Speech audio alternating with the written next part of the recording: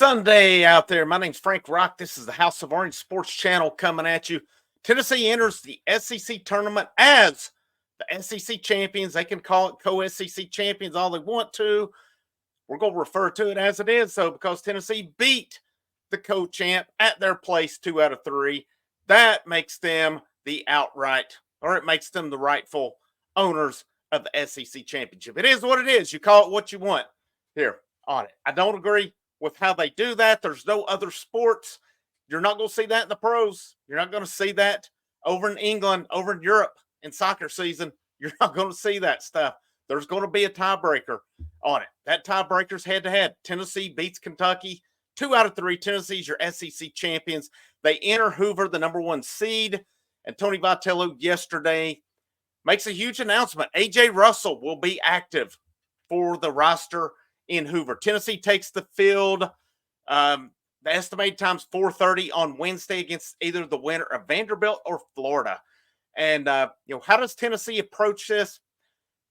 I've said before, I'm not a big fan of these conference tournaments, but my mentality is I hate to lose.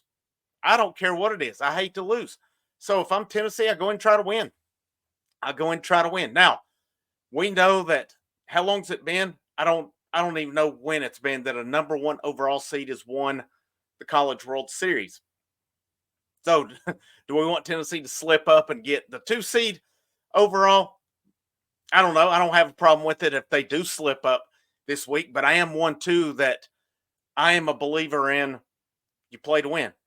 Tony Vitello is going to play to win, especially against Vanderbilt and or Florida next week. You can bet on that. Now, especially against Vanderbilt. Even though Vanderbilt helped us out, thank you to them. But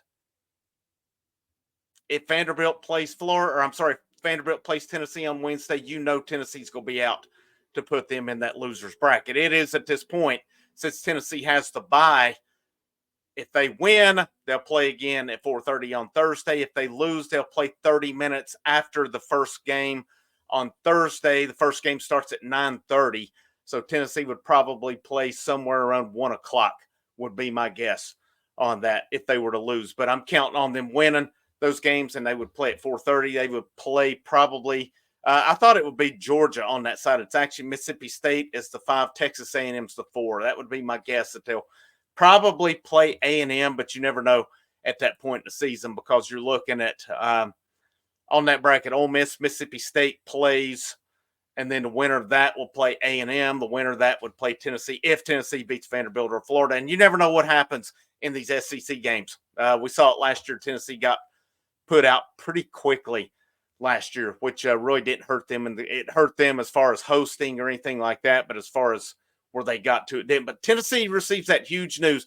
A.J. Russell, what can we expect from him? I don't think you're going to see him starting unless it's an opener philosophy. That would be the only way I could see it. To me, it looks more like he will probably do some relief. I think I would be shocked if we don't see him at some point this week in Hoover. I would be shocked because I think you will get him some live action, see where he's at, and then see how much he can help you when you get to the regionals, the super regionals, and so forth. Again, I don't expect, and I could be wrong. Maybe they've just been precautionary with him, and maybe he's ready to roll for all I know. Maybe they're throwing all their cards on the table, and they're going to throw him in to start at some point. They've had a bit of an unorthodox strategy this year, but I think that's more due in turn to, Russell was your Friday night guy. He got hurt.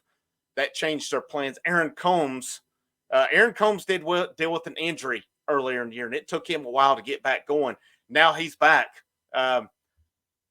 I think there's a case made that right now Aaron Combs is the best pitcher on the staff overall. That's not including A.J. Russell because we don't know how he comes back from that. We don't know how guys return from injuries. We've seen it numerous times. You've seen Combs earlier in the year, the drastic difference between early in the year and now him coming off that injury, him getting in a groove. Hopefully Russell comes out, gets a little bit of work this week and goes from there. And I'm curious to see how they go with the lineup. I think they probably go – I don't think they change anything. How do they handle that DH spot could be one thing. But I think your best bet at DH at this point is Dalton Burgo. I think that's your guy you go with with it. Rest of your lineup's pretty much set. And, maybe you switch it out a little bit here and there, but I would be really surprised unless they see something matchup wise that anybody but Bargo is that DH. I think Tennessee's got it figured out. But, something that surprised me, we talked earlier in the season about the pitching staff and where they're at.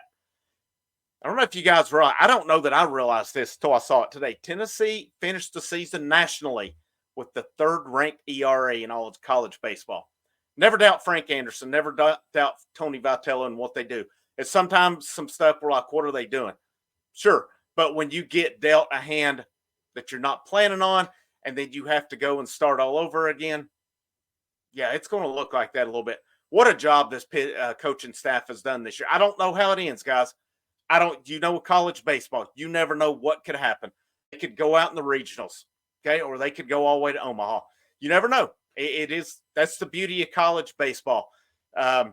There's the thrill of victory and the agony of defeat. It happens. We saw it 2 years ago where we thought there was a really good chance of a national championship, and our dreams got crushed by Notre Dame.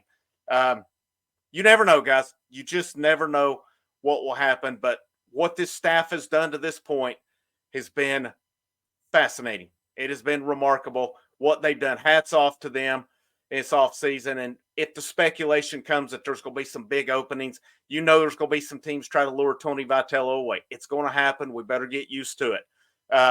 Do I think he leaves? No, I think I think there'll be an extension at some point with him. I just don't think it's been announced because that contract's coming up here in a couple of years. It's coming up about that time that I expect Mr. Vitello to get a nice raise and extension, especially when there'll probably be some teams coming trying to lure him away. But huge news, A.J. Russell back. You only add to what has become a pitching staff. It's become really good. It's become really good at this point. I'll be curious to see how they handle, because I'll be honest, I don't know how they're going to throw him in, but I do know he'll be available on that. House of Orange is live the rest of the way after baseball games. I'll have some more content as the week goes along leading up to Wednesday. Keep you updated. Chaz Lanier, watch. Chaz Lanier is visiting officially on Tuesday in Knoxville. It's not an overnight visit. It'll be a day visit.